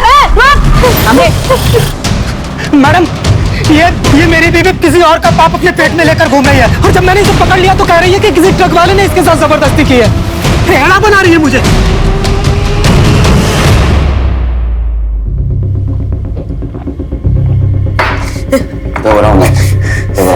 बताओ क्या हुआ था तुम्हारे साथ? कब हुआ था? मैं 3 महीने पहले रोड पे बस का इंतजार कर रही थी। भैया वो मुझे थोड़ा आगे तक छोड़ देंगे? लोगों ने मेरा बहुत दूर तक पीछा किया, लेकिन मैं कैसे भी करके जान बचा के भाग गई। तुम्हारे पति का कहना है कि तुम उससे झूठ बोलती हो। अक्सर तुम 4-5 दिन घर से गायब रहती हो, ऐसा क्यों? साहब, मैं घर काम करके अपना गुजारा करती। सेठ लोग कभी कभी अपने बच्चे या फिर बूढ़े माँ बाप को छोड़कर बाहर जाते हैं और मुझे देखभाल करने के लिए कहते हैं। उसका अलग से पैसा भी देते हैं मेरे को। मैं अकेले कमाने वाली घर में, तो जहाँ से 2 पैसे मिलते हैं मैं वहाँ पे काम कर लेती हूँ। साहब, वो टेम्पो ट्रक के डिटेल्स बता सकते हो? उसका कलर कैसा था, डिजाइन, उसका नंबर याद है? सब कुछ इतना अचानक हो गया कि मुझे कुछ समझ में नहीं आया, और वो लोग मुझको घसीट कर जंगल में ले गए थे। वहां से ट्रक नहीं दिख रहा था। उन दोनों का हुलिया याद है? हाँ साहब, याद है। स्केच बनवाने में मदद करोगी? हाँ। इसका कहना है कि 3 महीने पहले इसके साथ रेप हुआ था। मतलब 3 महीने से चल रहा है। सर, 3 महीने पहले तक ये लोग औरतों को सिर्फ रेप के लिए टारगेट कर रहे थे, अब मर्डर करने लगे। शायद इन्हें ये गलत फहमी हो गई है कि ये लोग कभी पकड़े नहीं जाएंगे। वो इसलिए कि उनके खिलाफ अभी तक कोई कंप्लेंट लिखवाने नहीं आया। सर, अक्सर बलात्कार की शिकार औरतें घर वालों के प्रेशर और सोसाइटी में बदनामी के डर से चुप रह जाती है, लेकिन अब ये लोग मर्डर्स करने लगे, बॉडीज मिलने लगी और ये मामला सामने आ गया। बैकवर्ड कोई भी हो, बचना नहीं चाहिए। जैसे केस कंप्लीट हो जाए, सारे पुलिस स्टेशन, आरटीओ ऑफिस और टोलने को भी सर्कुलेट कर दो। सर, अच्छा, ये प्रमोद और कामिनी के मैरिज लाइफ के बारे में कुछ पता चला? सर, अंदर बात करें।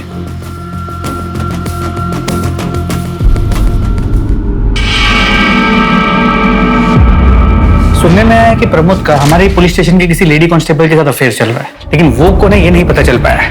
नजर रखो इस प्रमोद पे, और जिस दिन कामिनी गायब हो गई उस दिन का इसका मोबाइल लोकेशन चेक करो। साहब, मुझे आधे घंटे की छुट्टी मिलेगी, इसको स्कूल छोड़ के आना है। तुम रुको, गायकवाड़ ब्लेजर कांस्टेबल ला पाठवा। आरो बरोबर। चलो बेटा। सा बड़ा प्रमोद। सर, मैंने सुना है तुम शादीशुदा होने के बावजूद भी किसी लड़की के साथ तुम्हारा अफेयर चल रहा है। नहीं साहब, ऐसा कुछ नहीं है। देखो, झूठ बोलने से कुछ फायदा नहीं, पूरे थाने को पता है। अगर तुम चाहते हो कि सबके सामने मैं पूछूं तो पूछता हूँ। नहीं साहब, सच में ऐसा कुछ नहीं है सर। देखो, ये भी पता है कि वो हमारे थाने की कोई कांस्टेबल है। उसका नाम बताओ, नाम बताओ। चेतना शिर्के। मैं मानता हूँ कि मेरा चेतना के साथ अफेयर है, लेकिन मैं अपनी बीवी से बहुत प्यार करता हूँ साहब, और मैं नहीं चाहता कि मेरी शादी और मेरा घर परिवार टूटे। चेतना को भी इससे कोई प्रॉब्लम नहीं है साहब, वो नहीं चाहती कि मेरी शादी मेरा परिवार टूटे। आप ही बताओ साहब, मैं अपनी बीवी के साथ कुछ गलत क्यों कर सकता हूँ? इसका मतलब ये टाइम पास चल रहा है। जी साहब, वो चेतना का पति शादी के 1 महीने में ही उसकी मौत हो गई थी। तब से वो बहुत अकेला महसूस कर रही थी, इसीलिए ये सब। अच्छा, तो ये फिजिकल नीड का मामला है। जा।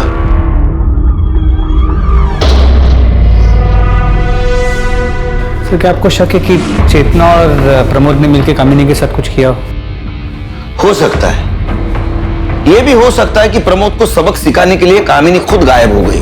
यह भी हो सकता है कि उस ट्रक ड्राइवर की वो शिकार बनी हो। उसकी स्कूटी हाईवे पे बंद पड़ी, उसका फायदा ट्रक ड्राइवर ने उठाया, उसके साथ रेप किया, उसको मार दिया और उसकी बॉडी ऐसे जगह ठिकाने पहुंचाई जहां हम अभी तक नहीं पहुंच पाए, और उसका मोबाइल स्विच ऑफ करके हाईवे पे फेंक दिया, हमें गुमराह कर दिया। साहब कामिनी का पता चल गया। तो बाजू वाले गांव में एक औरत मिली है पुलिस यूनिफॉर्म में। सर सरपंच को बोल दिया है कि हमारे पहुंचने तक उस औरत को वहां से जानना है। गायकवाड़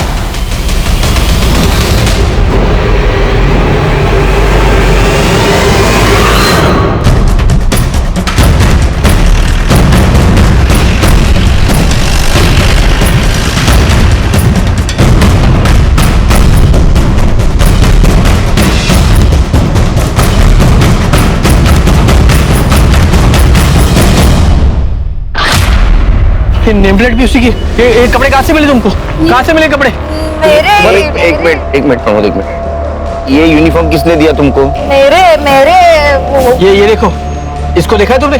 इसके कपड़े ये, इसको कहीं देखा है क्या? इससे लिए तुमने कपड़े? ये मेरे। सर यहाँ वर्दी पे खून लगा है।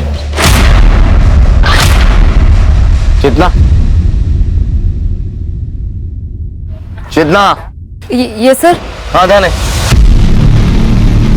इनको दूसरे कपड़ों का इंतजाम करो और ये कपड़े फॉरेंसिक के लिए भेज दो। Yes sir. चलिए। अच्छा चल आओ। हाँ दूसरे कपड़े मिलेंगे आपको। कुछ समझ में नहीं आ रहा कहाँ गई कामिनी।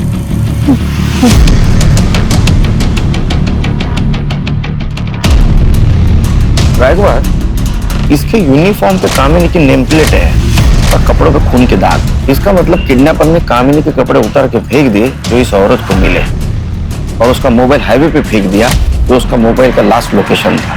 मतलब कामिनी के पास कपड़े नहीं है जैसे बाकी औरतों के पास नहीं थे। इसका मतलब कामिनी भी उस ट्रक ड्राइवर की शिकार बनी है। और नम्रता के बयान और स्केच के मुताबिक आदमी एक ने दो है जो एक के बाद एक ऐसे घिनौने जुर्म को अंजाम दे रहे हैं। The police is investigating the case. My paintings have been sold like hot cakes. मैं जितना इसके मुंह की लगना चाहती वो मेरे मुंह नहीं लगती है। मेरे को नहीं बात करने का उससे। काय झाला? क्यों इतना गुस्से में हो? फिर किससे झगड़ा कर लिया? जिसके पड़ोसी इतने कमीने हैं उसको झगड़ा तो होगा ही ना। जब देखो जब दूसरों के काम में टांग अड़ाने के लिए खड़े हो जाते हैं। अरे अब किसने टांग अड़ा दी तुम्हारे काम में? पर कोशिश तो की ना। अब बारिश में छत ना टपके इस करके मैंने प्लास्टिक डलवाने को 4 लोगों को बुलाया। वो अपना काम कर रहे थे कि बाजू वाली आ गई बोलने को, बड़ा आवाज आ रहा है, बड़ा आवाज आ रहा है। अरे काम होगा तो आवाज तो आएगा ना। कितनी बार तुम्हें समझाया, ऐसे रोज रोज पड़ोसियों से लड़ना अच्छी बात नहीं है। इससे पहले कोई तुमको जूता मारे, खुद उसके मुंह पे जूता मारने का। अरे नहीं प्रीतम बैठा है, उसके सामने सब बातें करना अच्छी बात नहीं है। राम राम शंभू।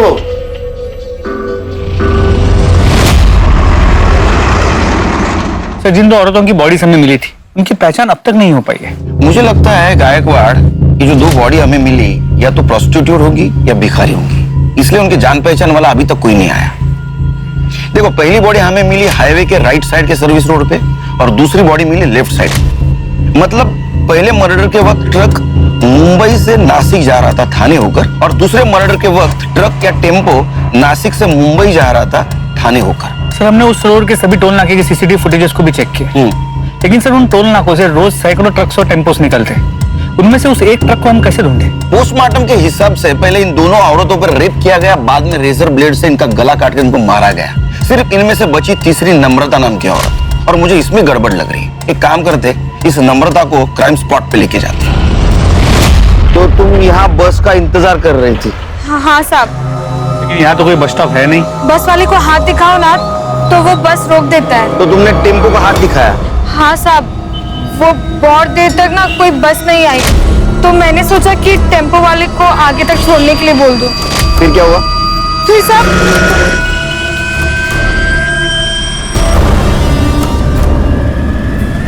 इसी जगह पे? हाँ पक्का ये जगह नहीं भूल सकती साहब, सब कुछ एक जैसा ही दिखता है यहाँ। तुमने जब पत्थर मारा तो खून आया था? हाँ आया ही होगा, मैंने तो जोर से पत्थर मारा था, उसके बाद मैं भाग गई थी तो ध्यान नहीं दिया। पत्थर कहाँ फेंका? पत्थर यहीं कहीं फेंका था। तेरे पास कुछ दगड़ सापडतो का?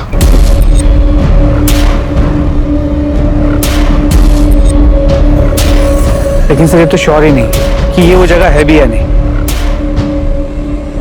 चेतना इसे घर ले जाओ। Yes sir. नहीं आप गायकवाड़ या नम्रता हमसे कुछ छुपा रही है। उसका कहना है कि 2 आदमी थे, लेकिन पोस्टमार्टम के हिसाब से दोनों औरतों की बॉडी के ऊपर सिर्फ एक ही आदमी के स्पर्म मिले हैं। तो फिर ये हो सकता है कि दोनों में से सिर्फ एक रेप करता हो, दूसरा सिर्फ देखता हो। इसका मतलब नम्रता पे रेप करने वाला कोई और कल्प्रिट था, और ये मर्डर और रेप केस ये अलग है, क्योंकि नम्रता पे जो रेप हुआ वो 3 महीने पहले हुआ। इसका मतलब गायकवाड़ दोनों केसेस अलग अलग है।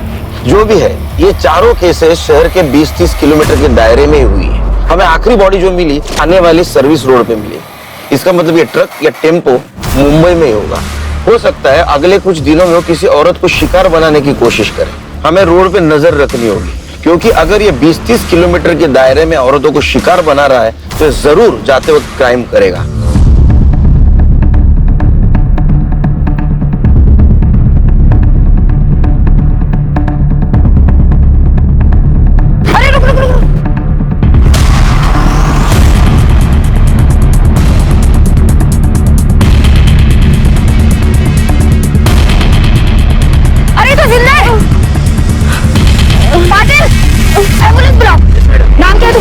नाम क्या है? प्रिया सावंत।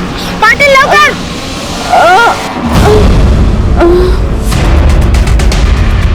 गायकवाड़, ये टेम्पो का नंबर आरटीओ में भेज दो। इसके मालिक की डिटेल्स निकालो। वो औरत कैसी है? डॉक्टर ने क्या बोला? सर वो बेहोश है और डॉक्टर ने कहा है कि सर उसका रेप हुआ है और उसे बुरी तरीके से पीटा भी गया है सर। तुम डॉक्टर के कांटेक्ट में रहना। लड़की को होश आते ही उसका बयान लेना होगा। Okay sir. सर ये केस बिल्कुल नम्रता की केस है। रेप हुआ है लेकिन मर्डर नहीं। हो सकता है। एक सेकंड। हेलो, कहां पर? ठीक है सर, पास के गांव के जंगल में एक औरत की सड़ी हुई लाश मिली है। हमारे कांस्टेबल्स वहां पे पहुंच गए। उन्होंने बताया कि लाश करीब 6 से 8 दिन पुरानी है। कामिनी को गायब हुए भी 7 दिन हुए सर।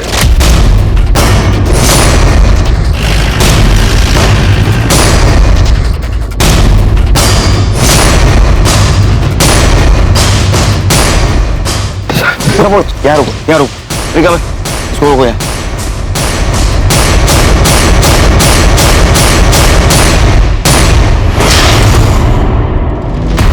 सर इसे भी पिछले दोनों विक्टिम्स की तरह ही मारा गया। बॉडी को देख के तो लगता है कामिनी है, लेकिन कंफर्म करना होगा।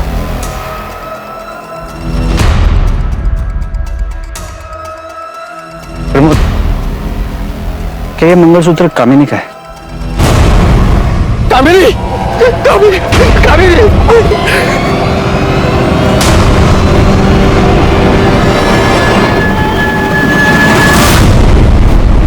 बॉडी का पंचनामा करो और पोस्टमार्टम के लिए भेज दो। सर, आखिरकार कामिनी के लापता होने की गुत्थी सुलझ चुकी थी। पुलिस को उसकी लाश मिली थी और उसके साथ भी वही हुआ था जो बाकी की 2 औरतों के साथ हुआ था। पहले दुष्कर्म किया गया और फिर गला काटकर हत्या। कामिनी का मामला पहले 2 मामलों से अलग लग रहा था, पर फिर नम्रता और प्रिया की कहानी का सच क्या था? ऐसे वहशी दरिंदों ने उन दोनों को जिंदा क्यों छोड़ दिया था? क्या उनके साथ भी उन्हीं अपराधियों ने दुष्कर्म किया था जिन्होंने कामिनी और बाकी 2 के साथ जुर्म को अंजाम दिया था, या फिर ये किसी और गिरोह का काम था? इस सवाल के जवाब के लिए पुलिस प्रिया के होश में आने का इंतजार कर रही थी, क्योंकि सच वही बता सकती थी। बाबा आई किधर है? आपने आई को ढूंढ लिया? तेरी आई को भगवान ने अपने पास बुला लिया बेटा, अपने पास बुला लिया।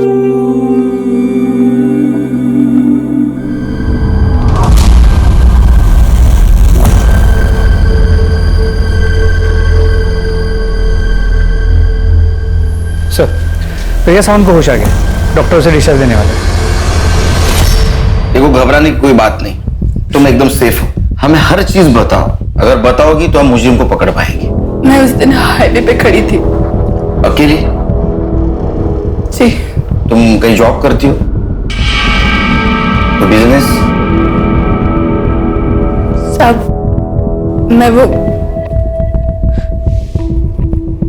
मैं धंधा करती है। मेरी 2 साल की बच्ची है। मेरे को कोई जॉब नहीं मिल रहा था, तो मेरे को ये काम करना पड़ा। तो तुम कस्टमर के लिए वहां हाईवे पर खड़ी थी? नहीं, मैं उधर गाड़ी से लिफ्ट लेने के लिए खड़ी थी।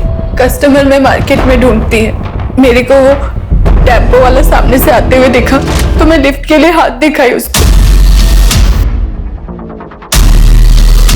भैया मेरे को आगे वाले मार्केट तक छोड़ दोगे?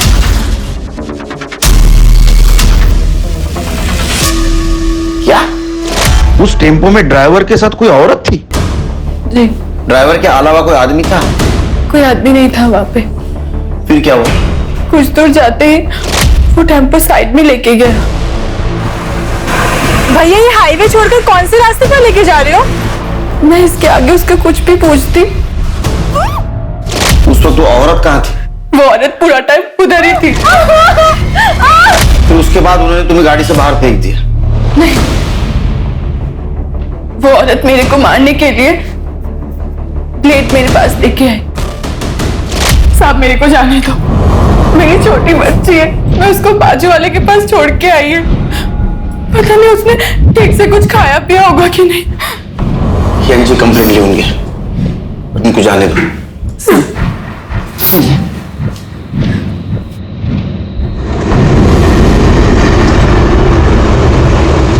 नम्रता का बयान है कि ये दो आदमी है और प्रिया का कहना है कि एक आदमी और एक औरत है। या तो ये दो कोई अलग अलग गैंग है जो एक कांड कर रहे हैं, या तो इन दोनों में से कोई झूठ बोल रहा है।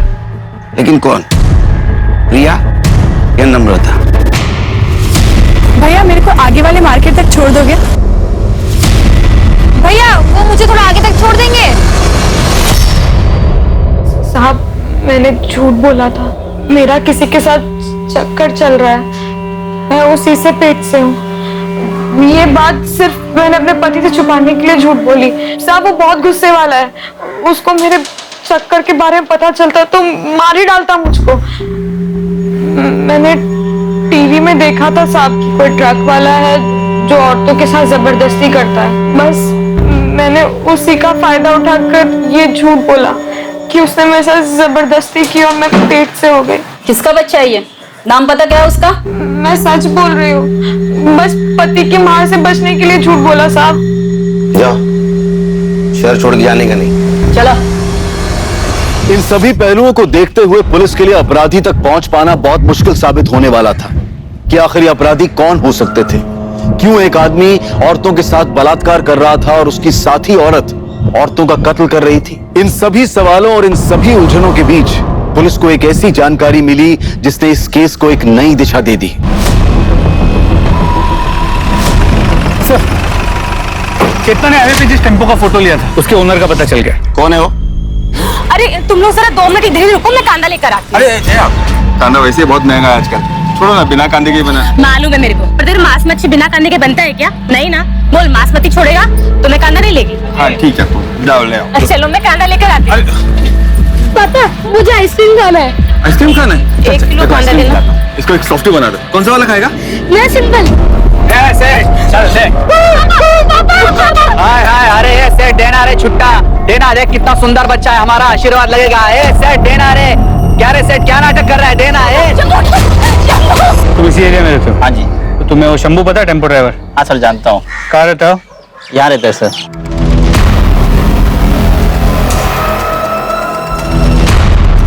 यही शंभू है? हाँ जी यही शंभू। एक मिनट सुनो, ये ट्रक किसका है? मेरे है साहब। अरे अरे सर, अभी 1 मिनट पहले ही बेहोश था, अभी होश में आया है। क्यों मारे हो साहब इसे आप? अभी तो सिर्फ मारा है, हम इसे रेप और मर्डर के केस में जेल ले जा रहे हैं। रेप और मर्डर? क्या बात कर रहे हो साहब? ये आदमी एक चीटी नहीं मार सकता। ये रेप और मर्डर क्या करेगा? जरूर आपको कोई गलतफहमी हुई है साहब, हम शरीफ लोग हैं, हमने कुछ नहीं किया साहब। एक मिनट, आप वही औरत है ना जिसने स्कूल में टीचर को मारा था? हाँ साहब मैं वही हूँ, लेकिन वो बात अलग थी। गाड़ी में डालो इसे। अरे लेकिन साहब वो शरीफ आदमी है साहब, छोड़ दो उसे।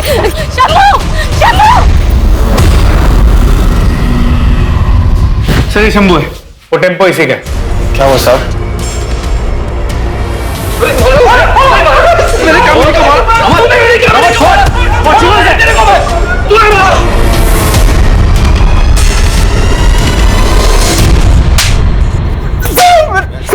सच बोल साहब, मैंने किसी का बलात्कार नहीं किया साहब। मैंने किसी का कोई बलात्कार नहीं किया साहब। मैं ऐसा आदमी नहीं हूँ साहब। गायकवाड़, इसको मेडिकल चेकअप के लिए ले जाओ और प्रिया और 2 बॉडीज उसके ऊपर मिले सीमेंस इसके साथ मैच करके देखो। इसे भी पता चल जाएगा कितना मासूम है। चल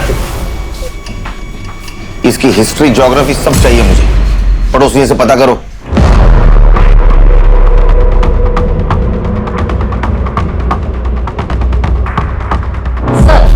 पड़ोसियों के हिसाब से शंभू बहुत ही शरीफ और सीधा साधा आदमी है। वो बस्ती के सभी औरतों को बहन मानता है। अरे नाटक करता होगा अपने एरिया में शरीफ बनने का। जब टेम्पो लेके ट्रिप पे घूमता है तो औरतों के साथ रेप करता है। हो सकता है सर, लेकिन सभी पड़ोसियों ने शंभू के पत्नी के लड़ाकू और झगड़ालू नेचर के बारे में बताया है। उनके हिसाब से शंभू नहीं मगर वो जरूर मर्डर कर सकती है। सर ऐसा हो सकता है। स्कूल में भी जया ने टीचर की हालत खराब कर दी, और वैसे भी शंभू हमारा कल्प्रिट नहीं हो सकता क्योंकि प्रिलिमिनरी रिपोर्ट के मुताबिक उसका सीमेन रेपिस्ट के सीमेन से मैच नहीं करता। इस शंभू की डिटेल रिपोर्ट कब आएगी? सर कल तक आ जाएगी। उसको इंट्रोगेशन रूम में बुला। सर क्या ये वही आदमी है? नहीं। इस वक्त तेरा टेम्पो कहाँ है? सर वो तो आज सुबह एक दूसरा ड्राइवर लेके गया। दूसरा ड्राइवर मतलब? मेरे पास जब बुकिंग नहीं होती साहब तो मैं अपना टेम्पो भाड़े पे दे देता हूँ साहब, ताकि 4 पैसे आ जाए। ऐसे कितने ड्राइवर को देते हैं तू टेम्पो? 5-6 है साहब। अभी किसके पास? अभी तो वो विलास गौरव के पास है साहब। विलास गुरु के साथ साथ तू जितने भी ड्राइवर को देता है ना तेरा टेम्पो, सबके नंबर चाहिए मेरे को।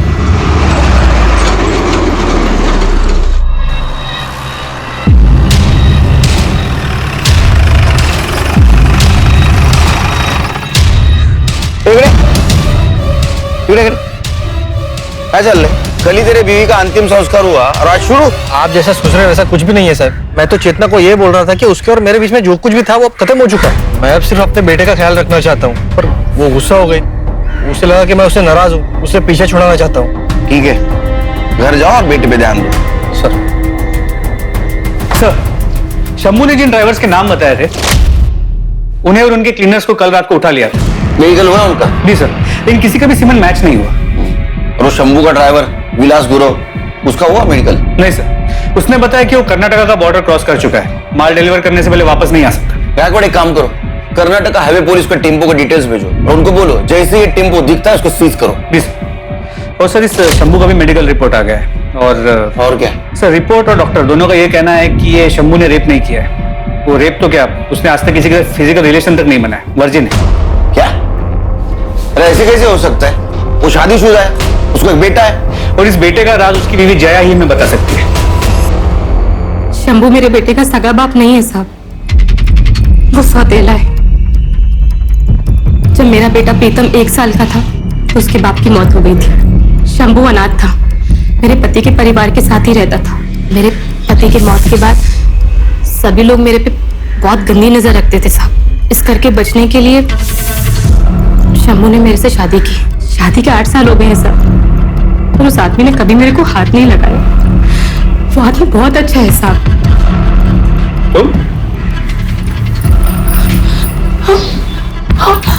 इतना मारा तेरे को इन लोगों ने, देखना इन लोगों का कभी भला नहीं होगा। तुम शांत हो जाओ जया, शांत हो जाओ। वैसे आपने मुझे छोड़ दिया जया। छोड़ना पड़ा गायकवाड़, क्योंकि हमारे पास कोई सबूत नहीं है कि शंभू ने उसके टेम्पो से प्रिया को हाईवे पे फेंका। गायकवाड़ कुछ तो मिस कर रहे हैं हम लोग, इसलिए अभी तक हमें क्लू नहीं मिला। सर जया ने बताया कि 8 साल की शादी में शंभू ने उसे कभी हाथ तक नहीं लगाया। शंभू का जो भी इशू है, जया एक नॉर्मल जिंदगी जी रही है, जवान है, उसकी अपनी जरूरतें होंगी और इन जरूरतों को पूरा करने के लिए हो सकता है उसका किसी के साथ कोई अफेयर। पर सर उसका इस केस से क्या लेना देना? गायकवाड़, हर टेम्पो पे क्लीनर होते हैं, ये शंभू का क्लीनर कौन है देखो। सर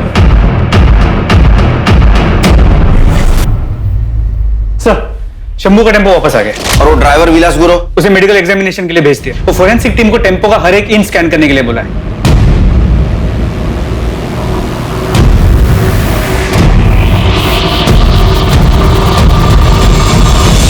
फोरेंसिक टीम के मुताबिक इस टेम्पो के टायर का पैटर्न हमें क्राइम सीन्स पे जो टायर के मार्क्स मिले थे उससे मैच करता है।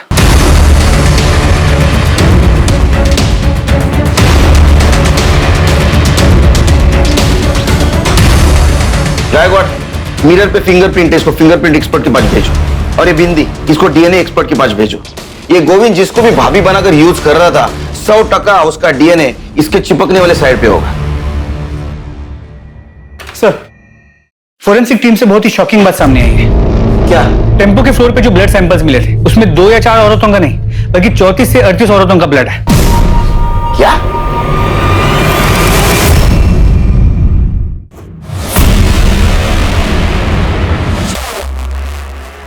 अरे गोविंद, ये बैग लेके कहाँ जा रहे हैं? कहीं नहीं साहब। तो फिर हमारे साथ चल। सब क्या हुआ साहब? मैंने बैगवाड़, क्या यही था वो आदमी? भैया मेरे को आगे वाले मार्केट तक छोड़ दोगे? यही था वो शैतान। अरे हिम्मत कैसी? हिम्मत कैसी? इनको लेके जाओ, लेके जाओ इनको। चलो।